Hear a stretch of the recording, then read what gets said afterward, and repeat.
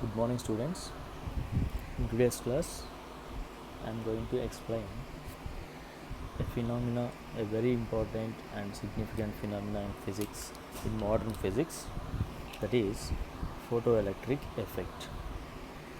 So, by this name, we can understand about this phenomena.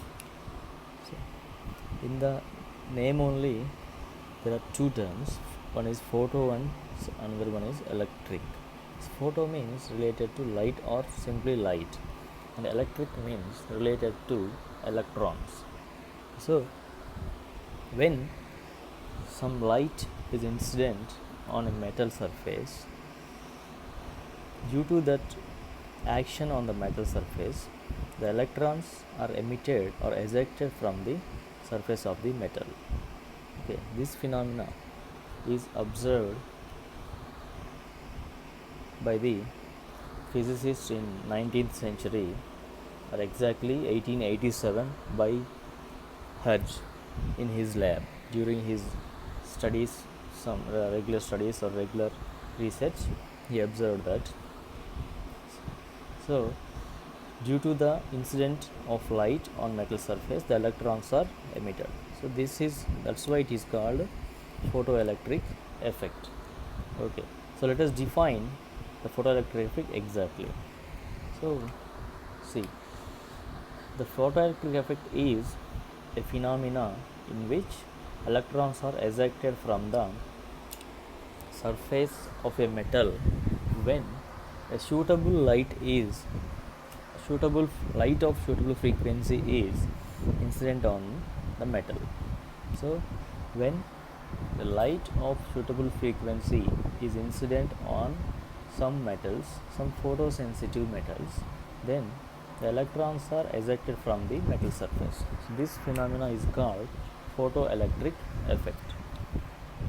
Okay, so in this statement or definition, we need to stress on one point, that is, when the light of suitable frequency is incident, then only the electrons are emitted from the metal surface. What is suitable frequency? What is the importance of suitable frequency? So we all know that the energy of light rays or light waves or light photons depends upon the frequency. From the Planck's equation, E is equal to h nu. Energy of the photon is directly proportional to the frequency. If so, when the suitable light rays of suitable frequency are incident, means when the light rays of suitable energy are incident on the metal surface, then only the electrons are emitted. If the light rays do not possess or do not have that suitable energy, or the light rays are of energy less than the suitable energy, then the electrons cannot be emitted, do not emit the cannot be emitted from the metal surface. Okay, so that's why that word is very important in this definition. So let us define once again.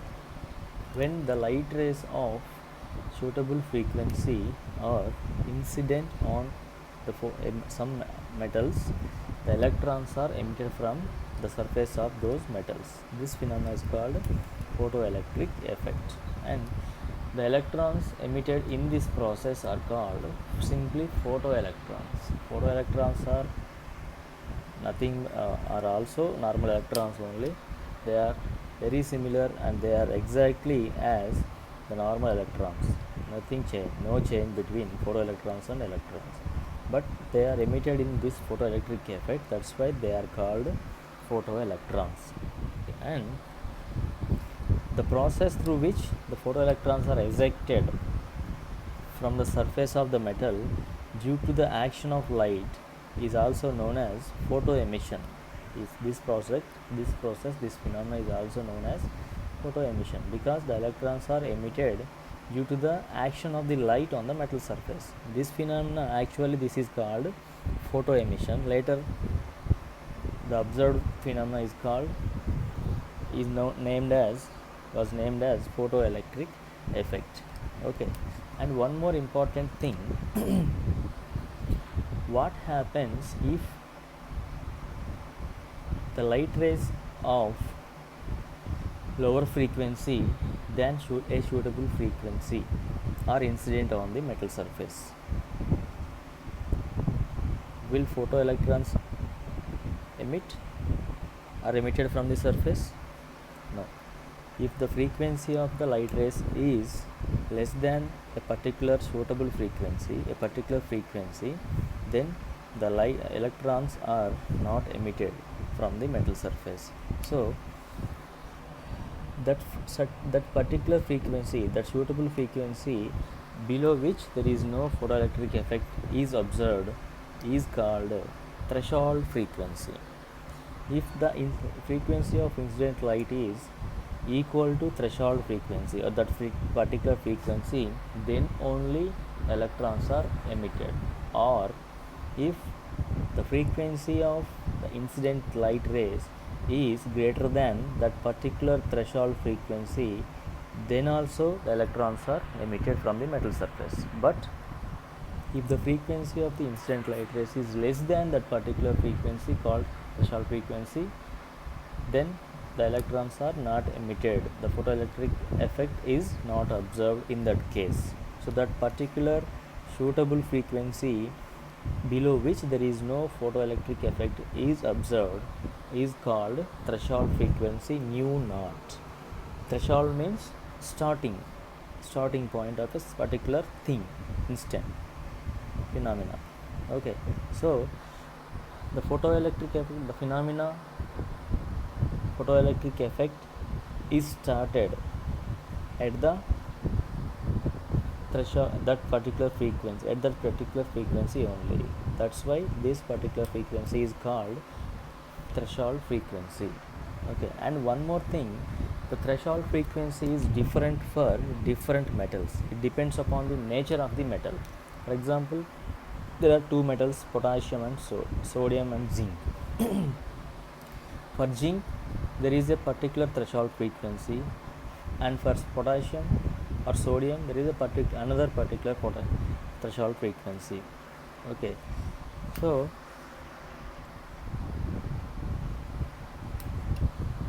if the electrons are emitted for zinc at a particular frequency,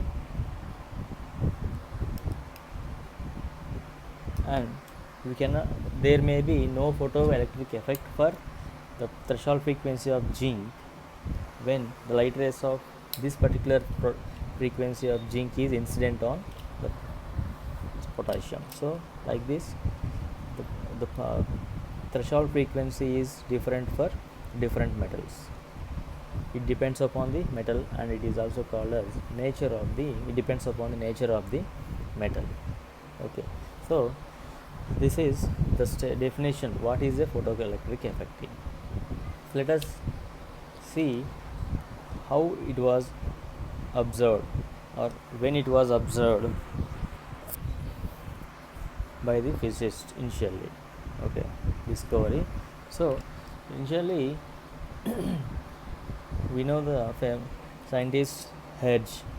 He is doing some research in his lab about radio waves in an year 1887. Okay, so when some ultraviolet rays are incident on two metal electrodes, on metal electrode, and there is some gap between those two metal electrodes, but ultraviolet rays are incident only on one metal electrode. Then he observed some sparks between those electrodes. Some sparks are there between those metal electrodes. At that time, he was unable to understand why these sparks are observed. He cannot explain, or he cannot understand. He could not explain and he could not understand this phenomena, why the sparks are observed between two metal electrodes when an ultraviolet rays are incident on one of those electrodes. But the phenomena is observed, but it could not be explained. And in 1902, another German physicist, Philip Lenard, conducted several experiments on this observed phenomena by Hertz. Okay, and he found that the sparks are nothing but electrons. When the light rays incident on the metal surface, the sparks are observed. That sparks are due to the emission of electrons from the metal surface. So, actually, this phenomenon is observed by the Hertz, but what was happening there is explained by Lenard. What was happening there? When the light rays are incident on the metal surface, the electrons were emitted. The sparks were due to the emission of electrons from the metal surfaces. This was told by Philip Lenard in 1902. After that, many research are done on this. Many studies were done on this phenomena, and this is named as photoelectric effect.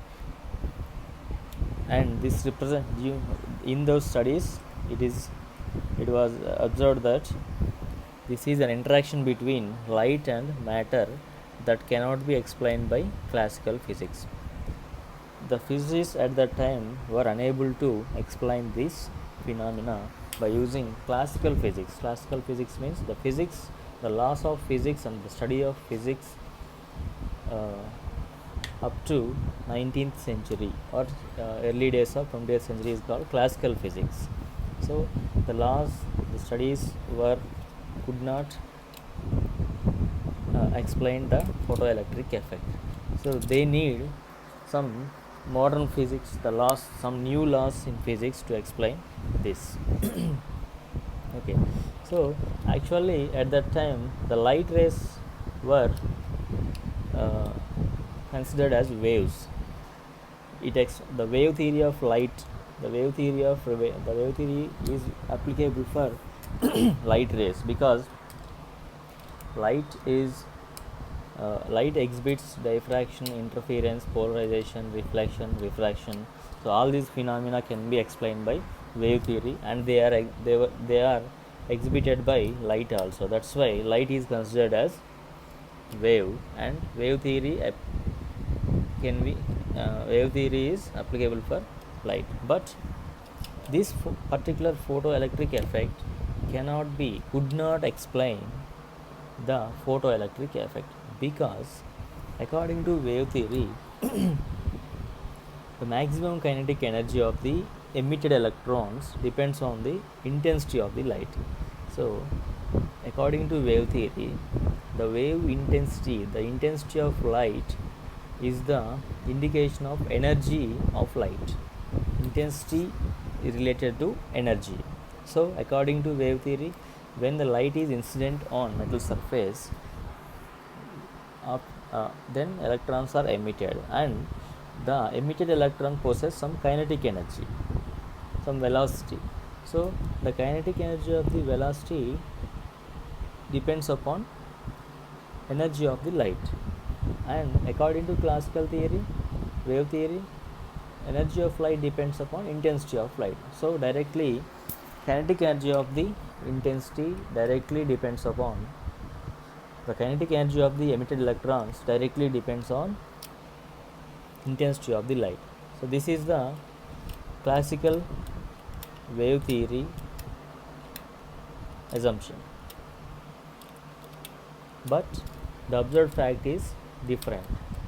The velocity of the velocity or kinetic energy of the emitted electrons are independent of intensity of light, and the kinetic energy of the electron directly depends upon frequency of the incident light. That means if we change the intensity of incident light, the kinetic energy of the emitted electrons also changes.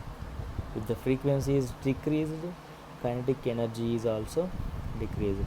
If the frequency is increased, kinetic energy is also increased.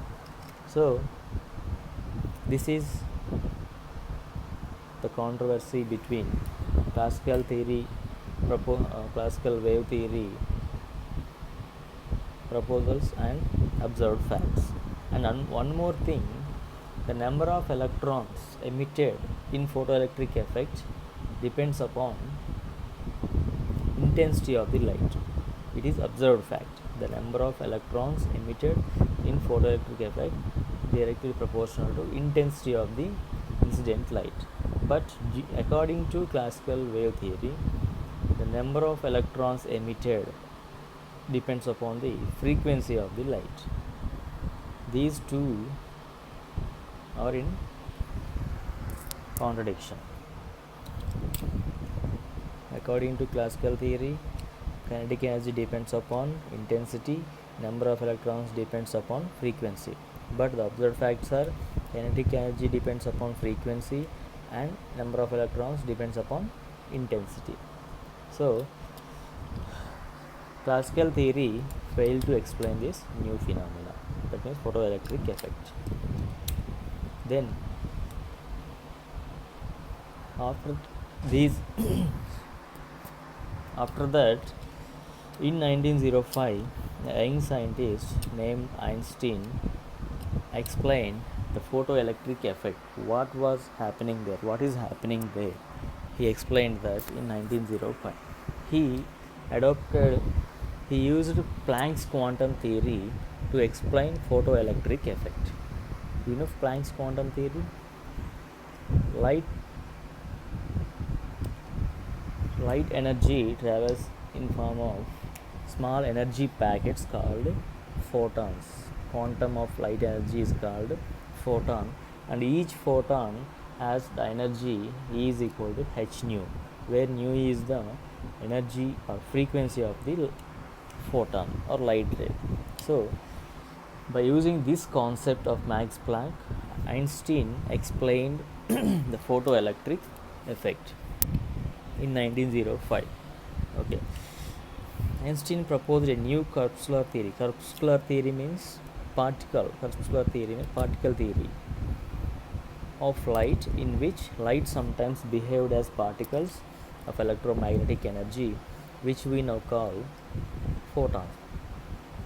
The energy of a photon could be calculated using Planck's equation.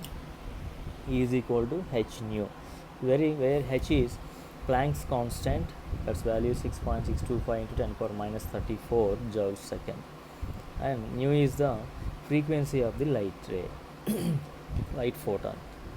Or we know the velocity of light c is equal to nu lambda, and from that equation we can write nu is equal to c by lambda. So E is equal to hc by lambda, where c is velocity of light in vacuum, lambda is the wavelength of the light.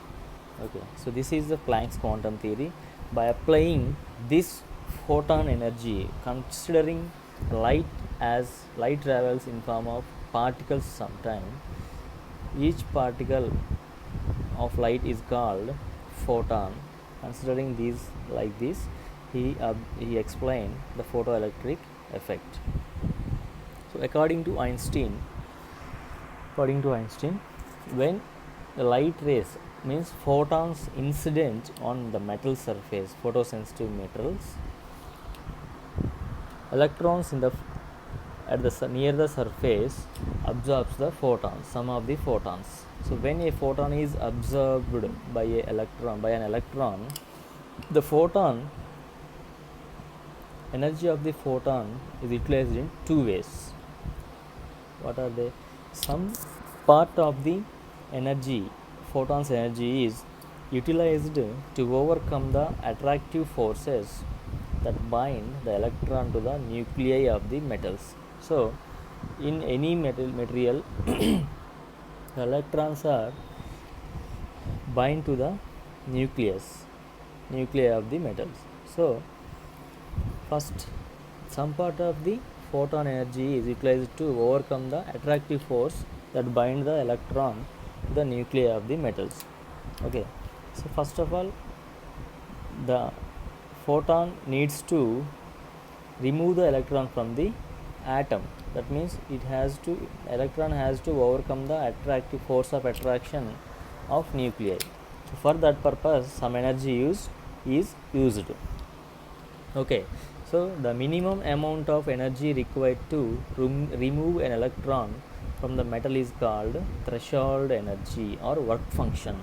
So electron needs to initially electron is bound to the metal. Inside the metal it may be free electron, it may roam or wander freely inside the metal, but to come out of the metal, to cross the border of the metal, the electron has to do some work against the attractive force of all the nuclei. Okay, so this work to be done by the electron to be ejected by from the metal surface is called work function. So the minimum amount of this work to be done by the electron to be ejected from the metal surface is called threshold energy. Okay, if we give the energy which is equal to threshold energy, then only 4 electrons are emitted from the surface. If we give the energy which is equal to threshold energy, then the electron absorbs that threshold energy and do some work called work function and comes out of the metal. Okay, so this threshold energy is also called as work function of the metal. So this work function, that means the work to be done by electron to be ejected from the metal surface is different for different metals. Different metals possess different work functions. Okay, some metals, one metal possess 3.2 electron volts as work function. So if a light ray of energy 3.2 electron volts is incident on the metal surface, electrons are emitted. If we incident the light rays of energy less than 3 point, that means 3 electron volts, the electrons cannot be emitted. If we incident the energy of light rays of energy 3.5 electron volts, 3.5 is greater than the work function 3.2, then the electrons are emitted and they will travel with some velocity, because extra 0.3 energy is 0.3 electron volts energy is given to the electrons. After doing the work, they possess some extra energy which is given by the photon, that is 0.3 for one metal. For another metal, for example, the work function is 2.3, then 2.3 electron volts, then the light rays of energy 2.3 electron volts is sufficient to emit the electrons from that metal. Okay, but 2.3 electron volts is not sufficient to eject the electron from the first metal. Okay, like this, the work function is different for different metals. Okay, let us first define the work function. Work function, the minimum energy of thermodynamic work that is required to remove an electron from a conductor to a point in the vacuum immediately outside the surface. So the minimum energy of the thermodynamic work that is required to remove the electron, the electron has to the photon has to do some work with its energy. Electron to remove the electron from a conductor to point in the vacuum immediately outside the surface. So immediately outside the surface of the conductor is known as work function or threshold energy. So work function is nothing but threshold energy. Threshold energy is depends upon threshold frequency. If the incident light rays has threshold frequency, then those light rays possess threshold energy. Then the electrons do the work against the nuclei attractive force, which is equal to work function, and they will be emitted from the metal surface. Therefore work function is equal to threshold energy, and threshold energy is equal to h nu naught, where nu naught is the threshold frequency. Okay, and one more thing, if the work function is the and work function depends upon the nature of the metal. It changes from metal to metal. So therefore the work function is the characteristic of the given metal. Okay, right. And if let E is the energy of an incident photon, then we have three cases. What are they? If E is less than work function, that means incident energy of incident photon is less than work function. What happens? No photoelectric effect can be observed, took place. Okay, if the incident energy is not sufficient to eject the electrons, what happens? No photoelectric effect can be observed. And second case, if the energy of photon is equal to the work function, what happens then? Then the electrons will be emitted. The electrons are emitted, but the total incident energy is utilized to remove the electron from the surface. So the electrons which are emitted do not possess any kinetic energy. All the energy, light energy which is incident is utilized to remove the electron only. No energy is remain as kinetic energy. And third case, if the energy of incident photon is greater than work function, then what happens? Some part of the energy is sufficient to remove the electron, and remaining part is remained as kinetic energy of the photon. See, if E is greater than phi work function, the photoelectric effect will be take place along with possession of the kinetic energy by the ejected electrons. So after the emission of electrons, the electrons also possess kinetic energy in this case. Okay, so this is about work function. So this is some part of the energy is utilized as work function. In photoelectric effect, the energy of incident photon is absorbed by the electrons, and some part of the energy is utilized as work function, and the remaining energy of the photon is converted into kinetic energy of the ejected electron. This is already explained on previous point. Okay, so the remaining energy is converted into kinetic energy of the ejected electron. So Einstein gave one equation like this: E is equal to work function plus kinetic energy of the electron. That means incident photon, energy of the incident photon, it is utilized in two ways. One is work function, and another remaining is kinetic energy of the electron. So this is the equation: E, energy of the photon, is equal to work function plus kinetic energy of the maximum kinetic energy of the electron.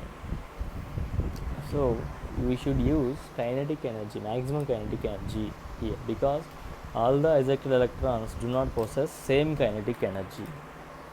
Okay, because some electrons are ejected from the topmost layer, some electrons are ejected from the next layer, and some electrons from next layer. So the work to be done by the electron to be ejected from the metal surface is lowest for the topmost layer electrons, because they are already at the edge, or they are already in the topmost layer.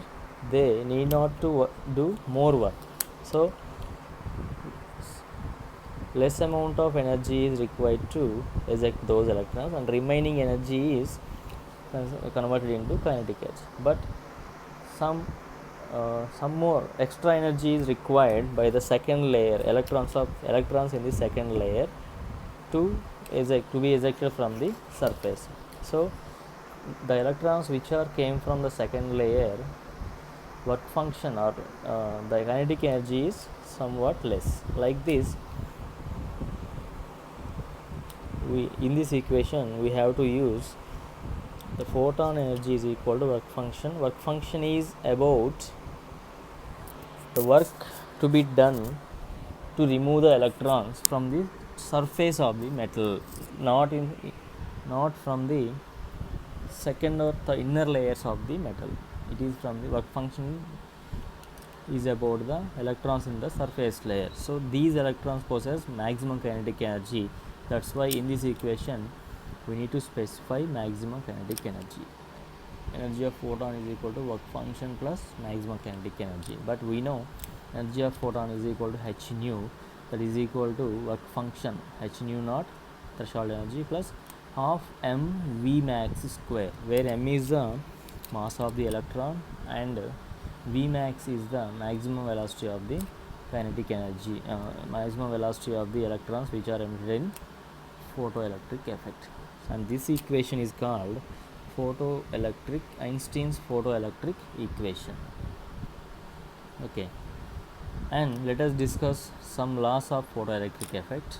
So we already know with that when the frequency of incident light should be sufficient to observe the photoelectric effect. So the sufficient frequency, this particular frequency is called threshold frequency, and below threshold frequency we cannot observe the photoelectric effect cannot be observed. And the threshold frequency depends upon the nature of the metal. It varies from metal to metal. Okay, so first one is,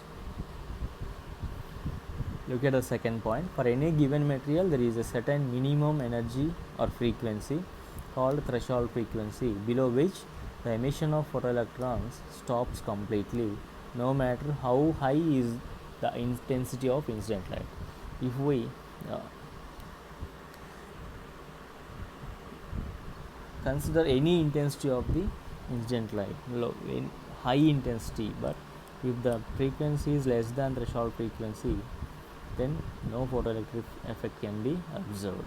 Okay, and the photoelectric effect and the threshold frequency is the depends upon nature of the metal, so it varies from metal to metal, right?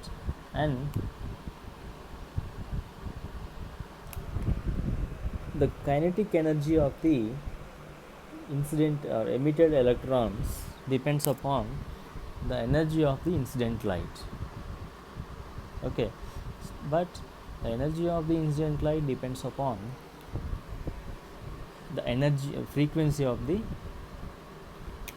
photons. So energy depends upon photon, and kinetic energy of the electrons depends upon energy of the incident light. Therefore, what can we say?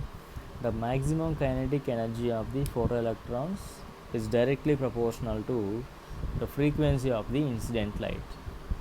They have linear relation. We have the linear relation between maximum kinetic energy of the emitted electrons and frequency of the emitted light. If the frequency of incident light is increased, then the kinetic energy of the electrons also increases. Okay, and it is independent of intensity. If you increase the intensity of light, there is no change in maximum kinetic energy of the electrons. But so look at the first point. But for a light of any given frequency, if we do not change the frequency and if we change the intensity, what will happen? When the intensity is changed, the number of electrons emitted will be changed. So when the number of electrons changed, the current in the circuit is also changed, because the current is nothing but charge per unit time. When the number of electrons is changed, that is considered as charge is changed. Ejected charge is changed, therefore the current in circuit, the charge flowing in circuit is changed, therefore the current is changed. Okay, so the current in the circuit, the photoelectric current, that is called photoelectric current, directly depends upon energy of the intensity of the light. Okay, intensity of the light.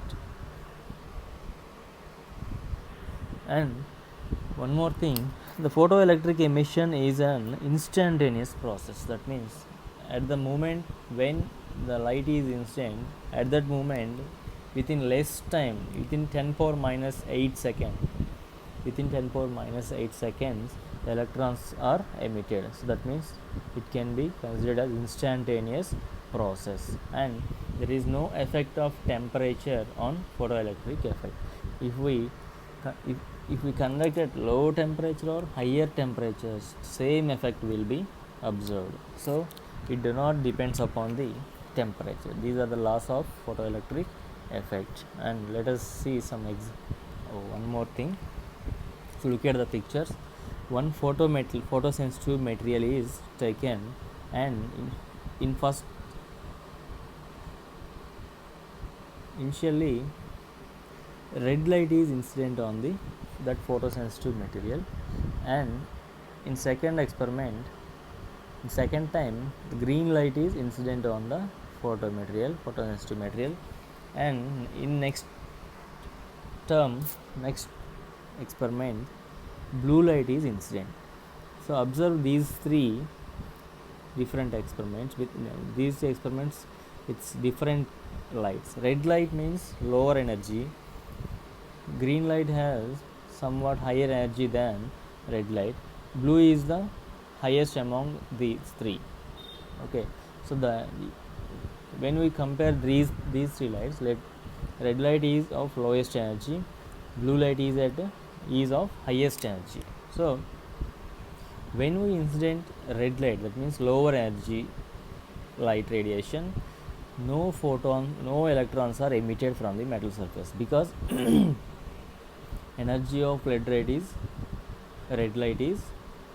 low. That means frequency of red light is low, that lower than a specific threshold frequency.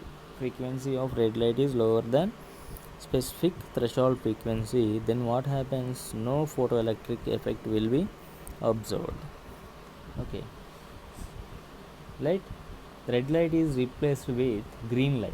That means now the energy of the photons is increased, the photons are changed, higher energy photons are incident on the metal surface.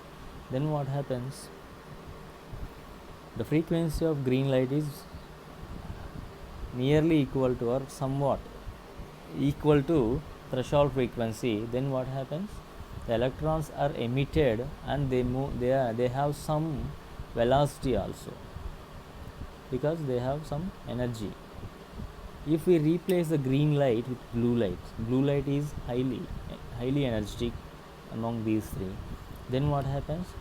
The frequency of blue light is far higher than the threshold frequency.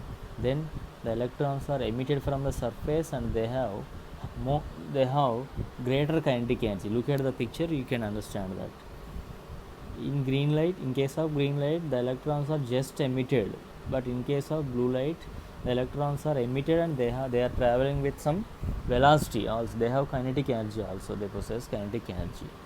Okay, so that is explained in the picture. Okay, so what is the last case? The photoelectric effect also occurs when blue light strikes the metallic surface. However, the kinetic energies of the emitted photoelectrons are much higher for blue light than for green light. This is because blue light has a greater frequency than green light. So that is also already explained in laws of photoelectric effect. The kinetic energy of the emitted photon electrons directly depends upon the frequency of the incident light. Okay, so let us solve two example problems. Example 1. The work function of copper metal is 7.53 into 10 power minus 19 joule. That is joule actually. That means 7.53 EV, electron volts, not EV, joules. If we shine or incident light with a frequency 3 into 10 power 6 Hz on copper metal, will the photoelectric effect be observed? Question. So, to observe the photoelectric effect, the energy of the incident photon should be greater than the work function. So let us find the energy of the incident light by using the formula E is equal to h nu. So what is E is equal to h nu? For energy of photon equal to h is 6.626 into 10 power minus 34 into nu. Frequency of the photon is 3 into 10 power 6. Therefore energy of photon is 2 into 10 power minus 17 joules. So what is the work function? 7.53 into 10 power minus 19 joules. So it is clear that the energy of incident photon is greater than the work function. Then what happens?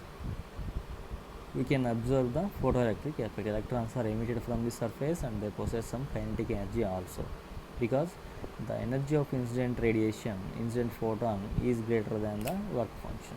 So let us look at second example.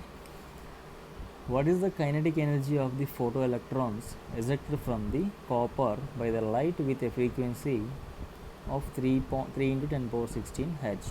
So if we incident the light rays of frequency 3 into 10 power 16 Hz, what is the kinetic energy gained by the emitted electrons? So what is the kinetic energy?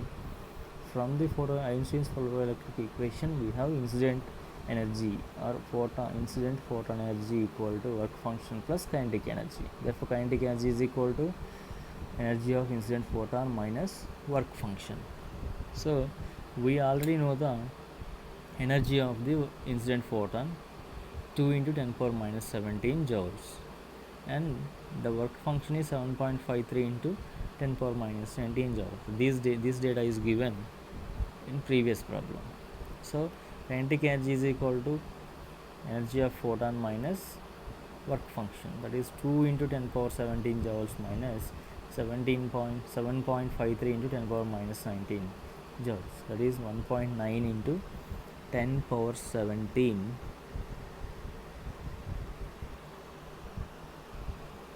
1.9 into 10 power minus 17 joules, minus, that is minus, there are 2 into 10 power minus 17 joules is the incident photon energy, 7.53 into 10 power minus 19 joules is the work function. Then the remaining energy, kinetic energy of the electron,